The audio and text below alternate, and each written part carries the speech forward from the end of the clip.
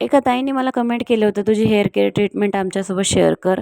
अगदी सलूनसारखी जे मी सलूनमध्ये करते ते आता मी सध्या घरीच करत आहे. तर मी ते घेतलेले आहे आपल्या तेलासाठी साहित्य. जास्वंदीचं फूल, कढीपत्त्याची पानं, कलोंजी आणि मेथीदाणे.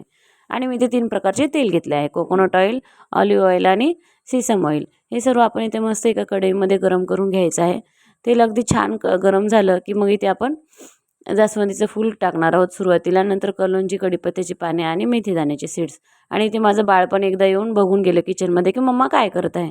जेव्हा आपण अशा काही गोष्टी करतो तेव्हा मुलांना खूपच याचं कुतूहल वाटतं. आणि मी ते 2 व्हिटॅमिन ईचे कॅप्सूल पण इथे टाकत आहे. हे आपण तेल थोडं कोमट करून घ्यायचं आहे आणि मस्त शांत बसून अगोदर हे तेल गरम गरम सर्व आपल्या डोक्याला लावून घ्यायचं आहे.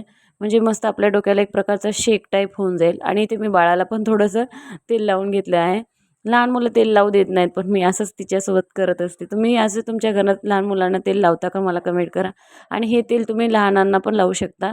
अगदी आपलं नॅचरल तेल आहे. आणि या प्रकारे असं स्लोमध्ये आपल्याला हेड मसाज करायचा आहे. हेड मसाजची डिटेल तुम्हाला स्टेप बाय स्टेप हवी असेल तर नक्कीच कमेंट करा. त्याचा पण एक व्हिडिओ मी तुमच्यासाठी घेऊन येईन.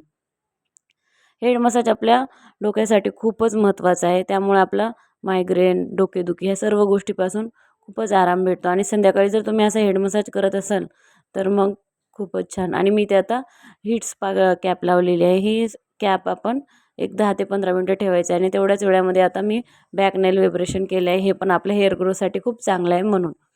तर आता इथे कॅप काढली आहे आणि मी आता मस्त केस विंचरून घेत आहे. आणि तुम्हाला माहिती आहे का, केस विंचरण्याची सर्वात सोपी आणि खरी प्रोसेस म्हणजे हीच आहे. केसांना सर्व उलटं करायचं आहे आणि असं हळूहळू केस विंचरून घ्यायचे आहेत. याने आपल्या केसांना छान व्हायब्रेशन भेटतं आणि ब्लड सर्क्युलेशन व्यवस्थित होतं. आपले हेअर ग्रोथ छान होते. केस गळती पण होत नाही याने. तर अशा पद्धतीने मस्त केस विंचरून घ्यायचे आहेत.